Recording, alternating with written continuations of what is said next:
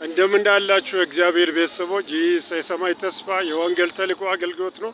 የሰማይ ተስፋ ወንጌል ተልእኮ አገልግሎት ለወጣቶች ለአዋቂዎችም ወደ እግዚአብሔር እንዲጠጉ እንዲመለሱ የሲኦል መንገዶች ሰፊ የሚመስሉ ሞልቷል በአሁኑ ሰዓት ከዛ ተመልሰው ንስሐ እንዲገቡ የወንጌል ዘር በአእምሯቸው ውስጥ በተለይ ለወጣቶች ጉብዝናቸውን ለክርስቶስ እንዲጠቀሙ የምንዘራበት ነው።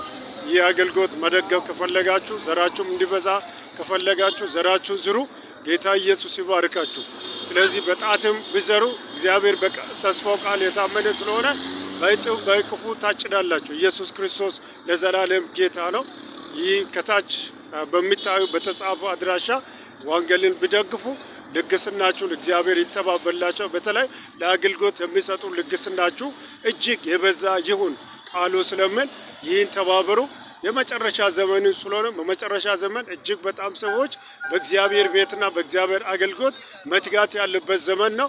ወጣቶች ጉብዝናቸው ለክርስቶስ መጠቀም ያለበት ዘመን ስለሆነ ሉቃስ ወንጌል 9:1 ላይ በኃይልና በስልጣን ወንጌልን አውጁ ነው የሚለው። ስለዚህ ለእናንተ ወይ ለኛ የበራውን ብርሃን ለሌሎች እያበራን መቆየት ጸጋ እንድንጨምር ያደርጋል። ስለዚህ ጸጋ እንዲጨመርም እንድንባረክ ከፈለጋችሁ ይህን ወንጌል አገልግሎት ደግፉ።